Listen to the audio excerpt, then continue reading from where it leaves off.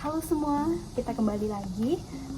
Kali ini aku membawa sebuah ide dan sebuah inspirasi tentang kurikulum yang akan nantinya disusun untuk rencana ke depan untuk sebuah pusat budaya yang akan dibentuk nantinya di Batam, dan ini akan bergerak ke arah sebuah organisasi bernama International Nature Loving Association atau INLA, dan organisasi ini memiliki misi untuk perwujudan sebuah budaya, peradaban, dan nilai hidup baru di era modern ini, di mana semuanya mengadaptasi nilai-nilai kebaikan dan kebenaran yang ada di dunia ini, dan kemudian berpadu menjadi sebuah nilai baru yang mampu membawa manusia menghayati jalan tengah dari segala macam keanekaragaman di dunia ini. Mungkin agak kompleks jelasinnya karena saya juga belum benar-benar bisa menyampaikannya mungkin dengan tepat. Oke, nggak apa-apa sih. Ini kedepannya juga pasti akan lebih baik lagi, ya kan, kita semua.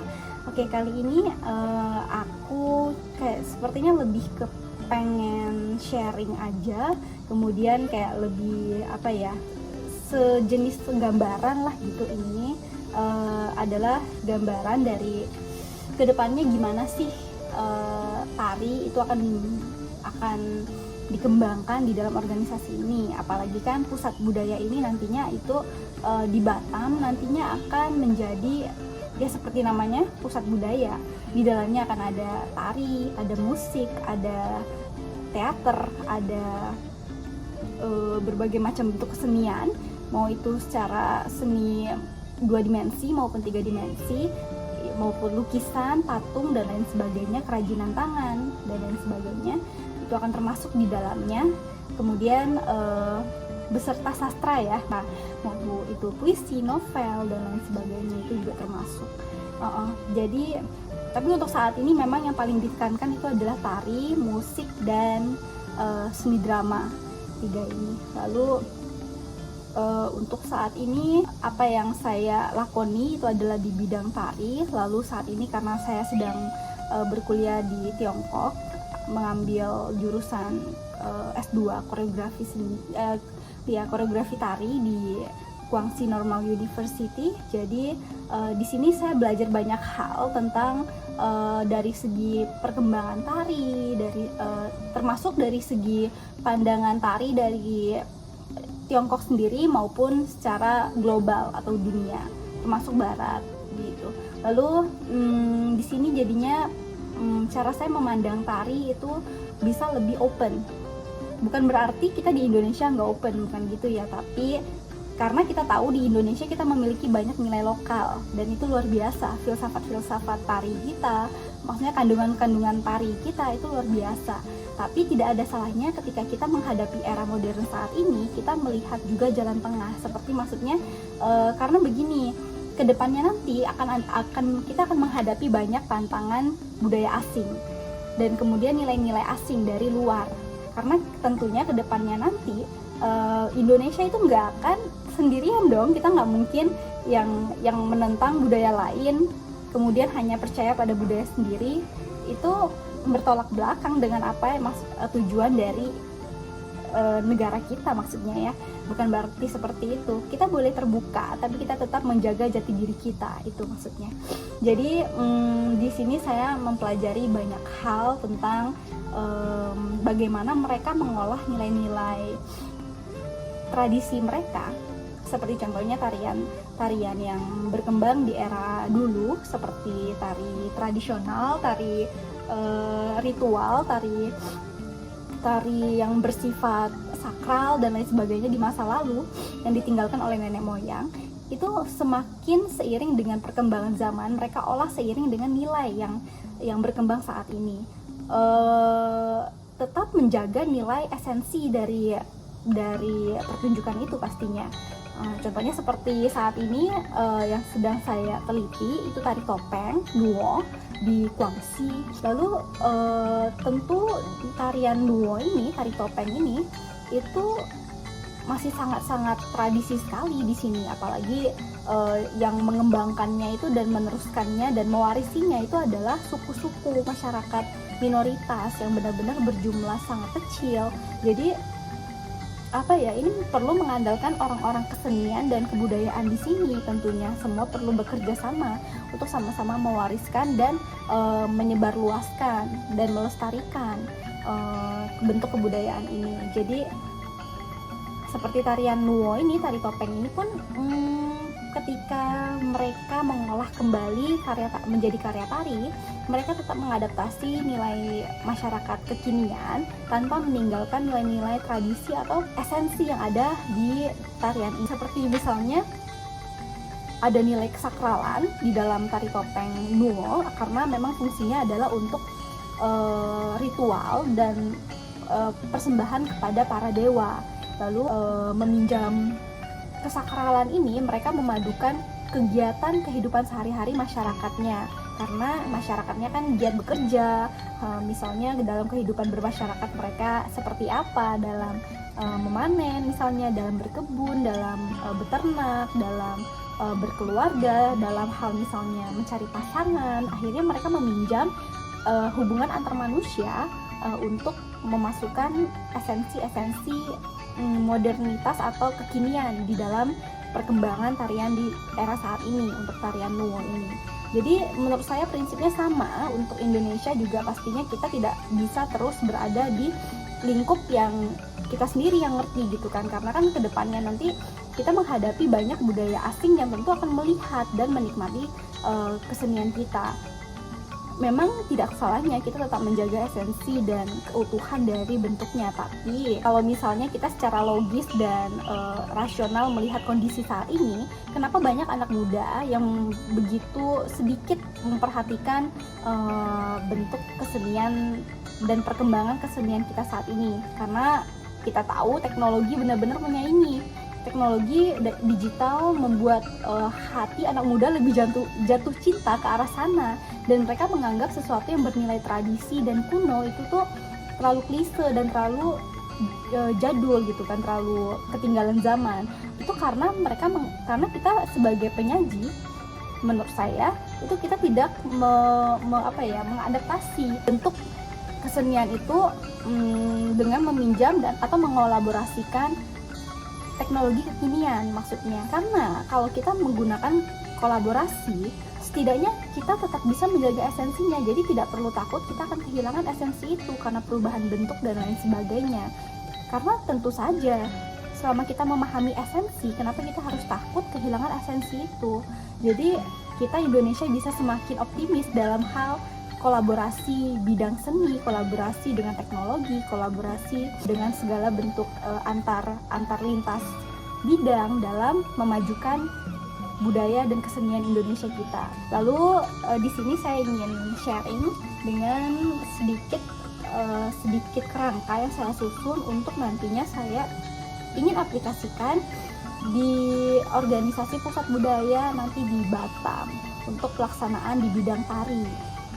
Khususnya untuk penanaman dan pembentukan sumber daya manusia SDM-nya, sehingga tentu karena pusat budaya dia membutuhkan SDM, dia membutuhkan program dan proyek untuk di masa depan, untuk melayani masyarakat, untuk melayani negara, untuk melayani dunia. Jadi kita membutuhkan SDM yang berkualitas dari segi jiwa, pemahaman spiritual, kemudian juga dari segi teknik dan tentunya bentuknya ya.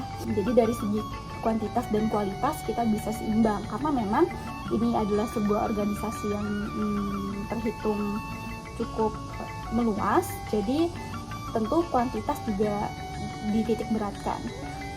Jadi di sini saya mengadaptasi sebuah bahan ajar dari Tiongkok, Beijing Dance Academy, sebuah universitas terkenal nomor 1 di Tiongkok, di mana salah satu dosen di sana yaitu wakil rektor itu memproduksi atau mendiskusikan banyak bahan ajar untuk diberikan dan dibagikan kepada anak-anak pelajar di Tiongkok untuk mempelajari seni, terutama tari. Jadi bahan ajar ini sebenarnya adalah praktik untuk diaplikasikan kepada pelajar SMP dan SMA. Tetapi tidak ada salahnya untuk inspirasi dari bahan ajar ini, karena sebenarnya prinsipnya sama dalam setiap bahan ajar pembudidayaan SDM, dalam sebuah pembentukan SDM.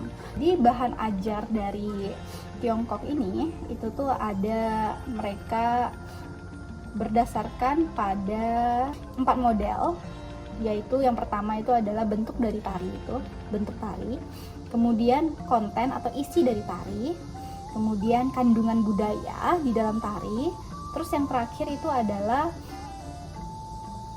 memperluas pengetahuan, desain pengetahuan tentang tari itu. Nah, empat model ini itu nantinya akan dibagi menjadi 4 cabang pengaplikasian. Itu adalah yang pertama, yang saat ini saya terinspirasi dari 4 model ini, 4 pembagian ini, yaitu pertama adalah pemaksimalan potensi diri, yang kedua itu adalah pemaksimalan pengekspresian diri, kemudian yang ketiga itu adalah menyentuh kebudayaan, yang keempat itu adalah merasakan dunia.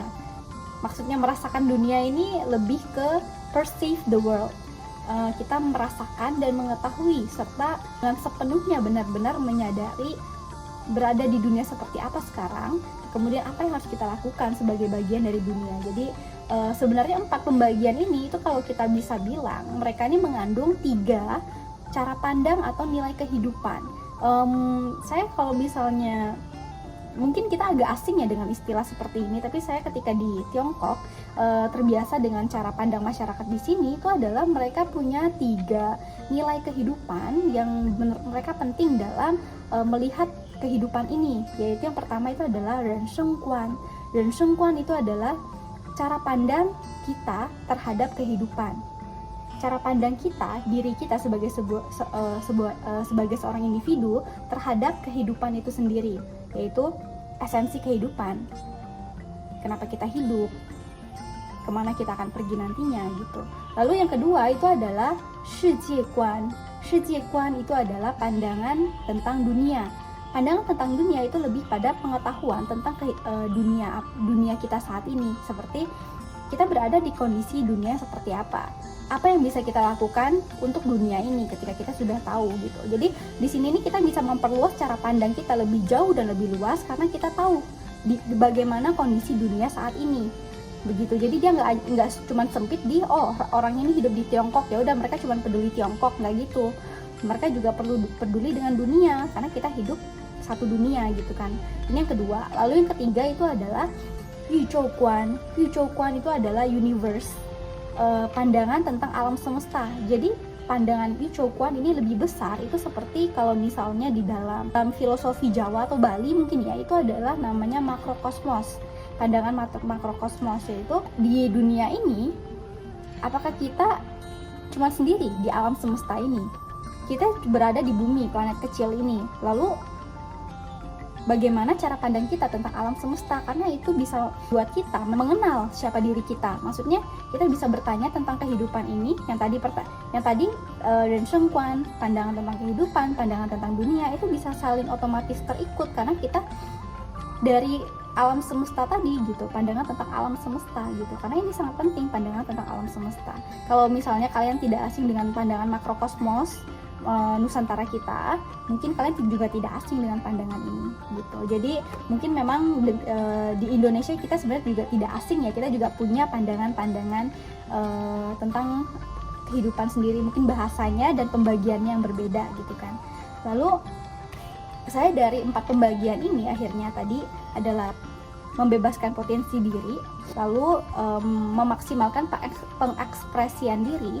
Oke, lalu lanjut ke menyentuh kebudayaan, lalu merasakan dunia, kehidupan. Di sini sebenarnya bisa lebih besar. Ini dalam artian adalah akhirnya seorang individu itu memilih ketika dia sudah sudah mencapai yang tadi itu, yang pertama, kedua, ketiga, dia akhirnya akan memiliki cara pandang, cara pikir, dan kelapangan dada yang luas, lebar, dan dalam, otomatis itu. Jadi memang yang terakhir ini adalah tujuan dari kenapa semua bahan ajar ini dilakukan gitu. Lalu kita balik lagi tadi, kurikulum yang akhirnya ingin saya susun itu dari 4 landasan ini, 4 pembagian ini, 4 pembagian sederhana. Sebenarnya ini bagian kecil dari bahan ajarnya, tapi karena saat ini pengetahuan saya masih terbatas, maksudnya saya masih perlu menggali lebih dalam lagi. Jadi untuk sementara ini saya baru memulai dari 4 pembagian ini.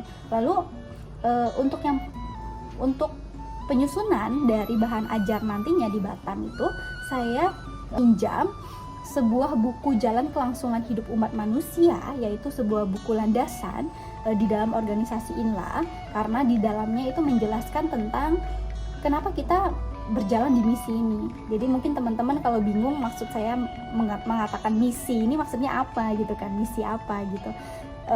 Ya balik lagi tadi itu, misi dari INLA, perwujudan dari budaya, moralitas, peradaban, dan nilai hidup kekinian yang diadaptasi menjadi lebih baru lagi sesuai dengan kebutuhan umat manusia di masa depan. Itu jadinya buku ini, Jalan Kelangsungan Hidup Umat Manusia, ditulis oleh Master Wang, yaitu founder dari INLA sendiri. Jadi buku ini adalah landasan pemikiran untuk melangkah ke depan. Jadi salah satu yang saya ambil itu adalah estetika pengamalan. Kenapa namanya estetika pengamalan? Jadi pengamalan itu adalah tindakan ya, dia action gitu. Estetika itu adalah keindahan.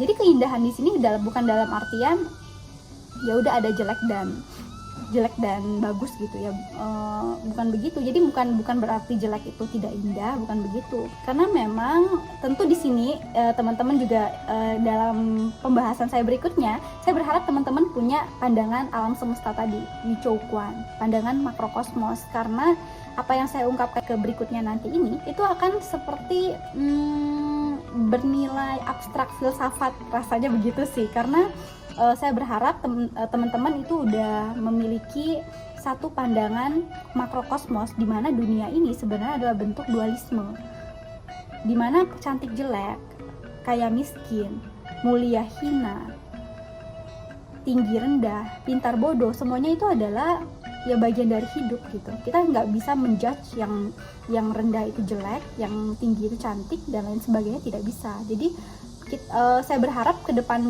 pembicaraan kita nanti tidak ada judge, tidak ada penghakiman di dalam pikiran dan hati teman-teman semua ketika mendengar. Jadi kami menggunakan prinsip estetika di dalam semua bentuk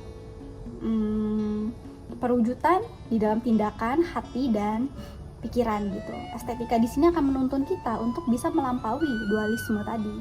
Estetika, keindahan.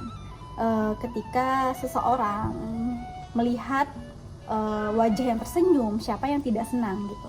Ketika seseorang diperlakukan dengan baik, siapa yang tidak senang gitu kan. Itu adalah salah satu bentuk kecil dari perwujudan keindahan di dalam diri.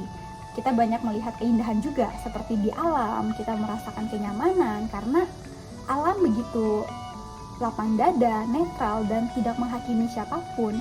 Akhirnya estetika pengamalan di sini itu adalah bagaimana manusia mewujudkan tindakan yang berestetika. Dan di sini ada 4 pembagian estetika pengamalan. Yang pertama itu ada estetika 3 antusiasme. Antusias ya, kita tahu antusiasme itu apa. Aku sangat antusias nih, aku antusias banget gitu kan. Antusias di sini dia di sini saya melandaskannya dengan cinta yang besar, universal love. Estetika 3 antusiasme itu ada estetika antusias bekerja, estetika antusias berhubungan dengan sesama, estetika antusias mengasihi kehidupan.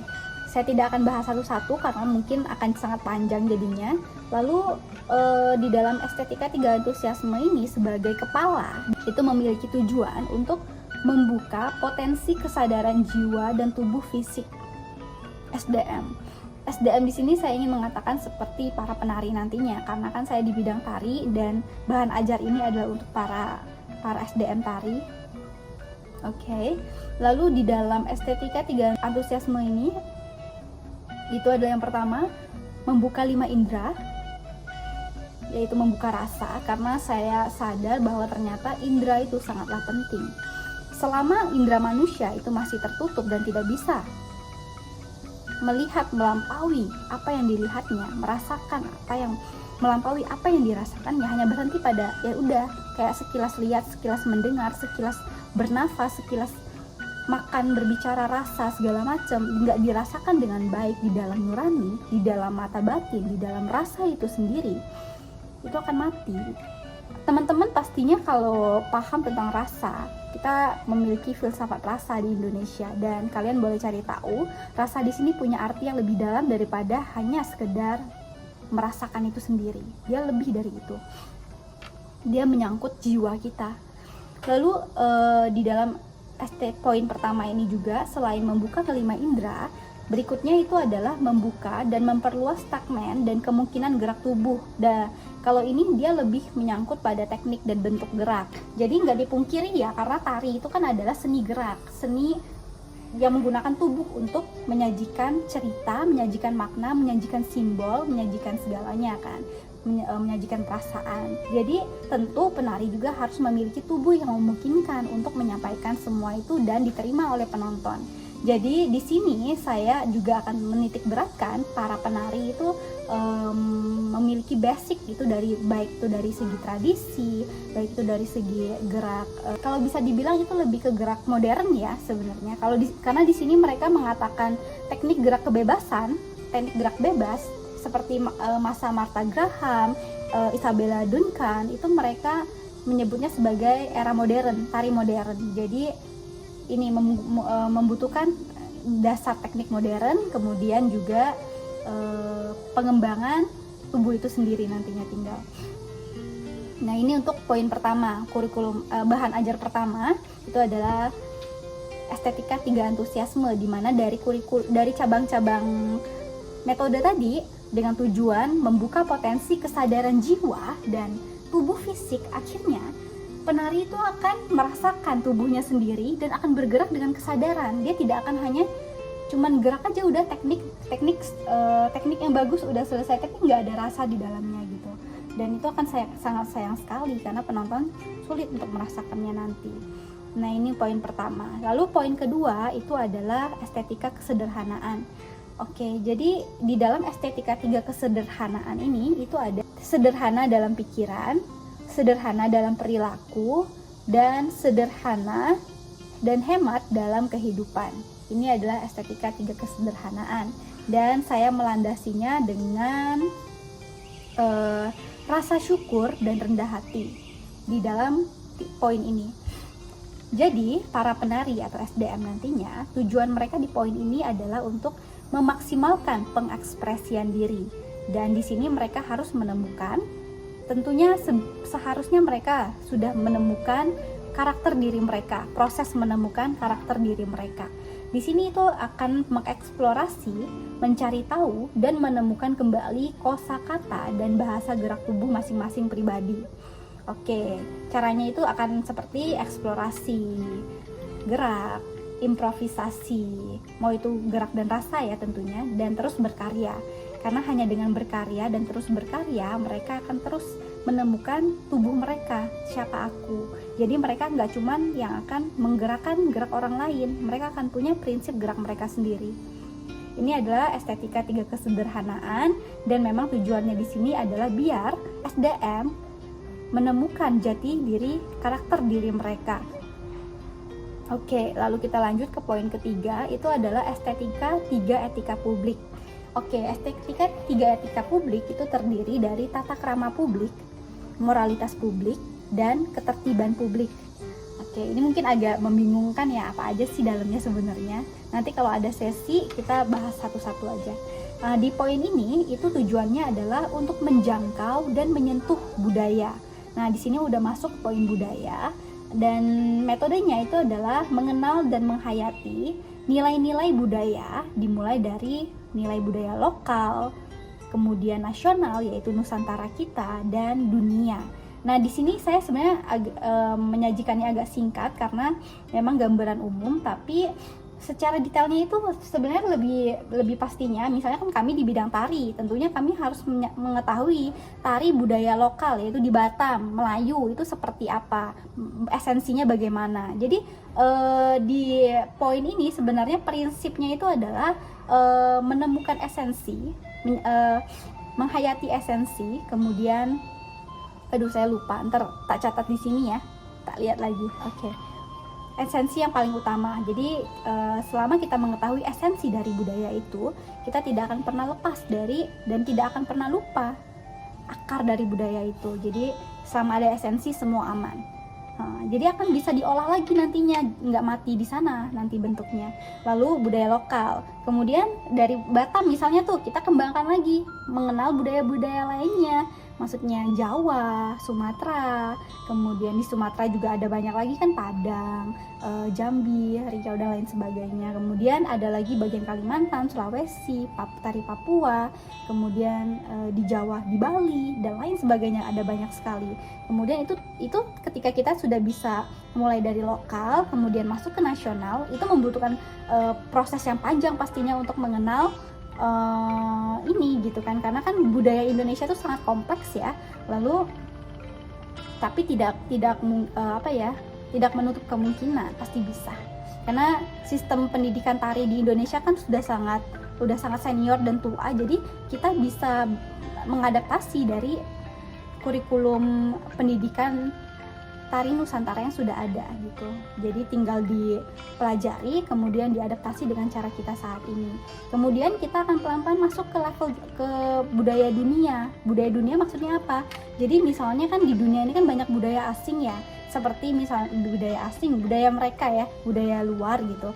Tiongkok, Jepang, Korea, Asia, Eropa, Amerika, Australia, Afrika, dan lain sebagainya kan, banyak sekali. Jadi bukan berarti kita harus menguasai semua itu, enggak lah ya, enggak mungkin. Tapi lebih ke kita mengetahui, kita menghayati, dan akhirnya kita mendapatkan esensi. Balik lagi, jadi ketika kita sudah memiliki pandangan yang lebih luas, yaitu budaya dari dunia lain, seberang sana, negara sana, kita akan memiliki pandangan yang lebih dalam akan sejarah, akan nilai seni dan budaya. Jadi penting, itu sangat penting jadinya pokoknya. Jadi bukan berarti kita yang harus benar-benar jadi sang profesional di titik itu, no. Lalu kita ini untuk poin ketiga itu bersangkutan dengan budaya, estetika publik. Lalu yang keempat itu adalah estetika kedamaian. Di poin terakhir ini itu adalah tadi itu tujuannya untuk memeluk dunia, perceive the world, merasakan dunia ini. Itu adalah tujuan akhir dari penanaman dan pemeliharaan SDM.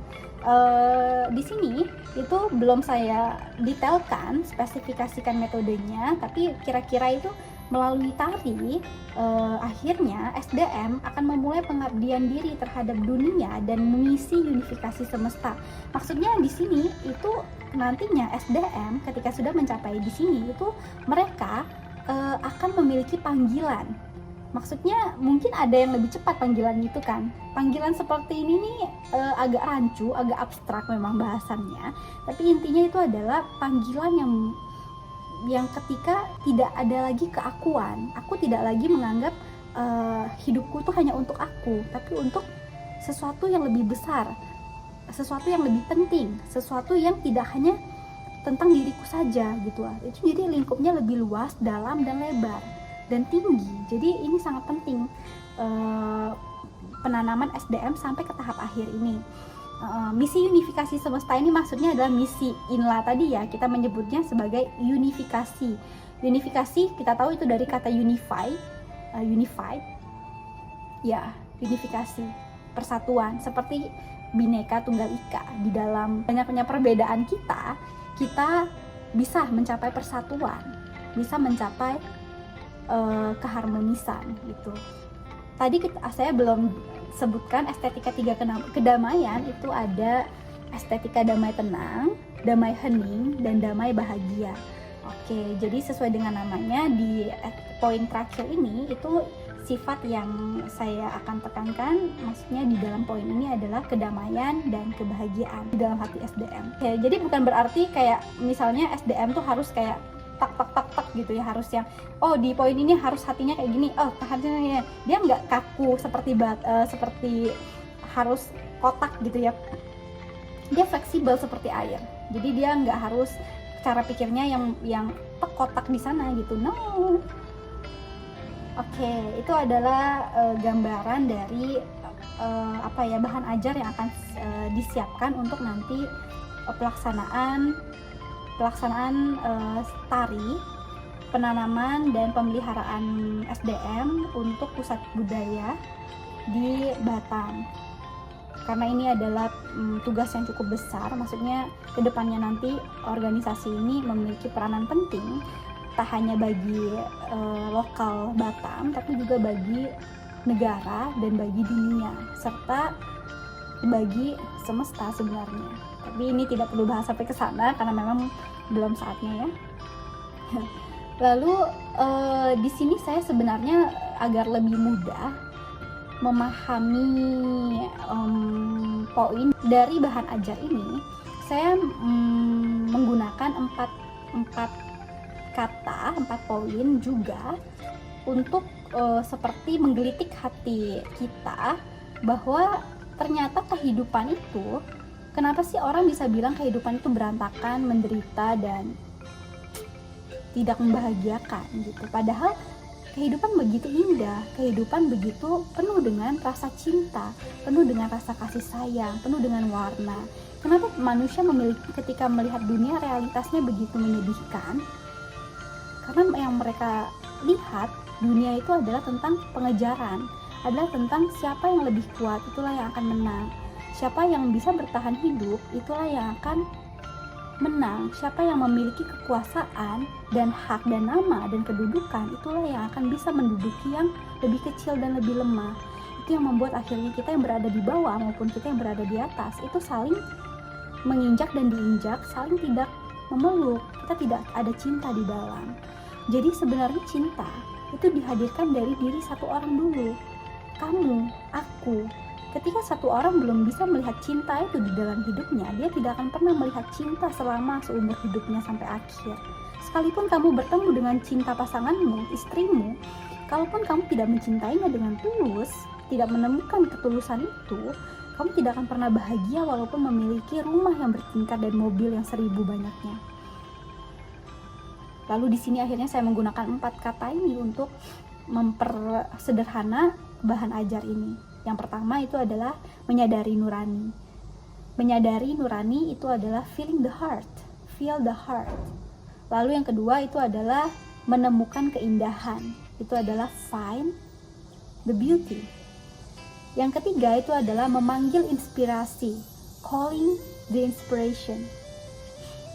Yang terakhir itu adalah mencintai kehidupan, falling in love with life. 4 poin ini tuh sederhana, tapi begitu sulit dilakukan. Tapi kuncinya itu berada di mana sebenarnya? Rasa. Coba pelajari matamu, hidungmu, mulutmu, telingamu, dan kulit tubuhmu ini.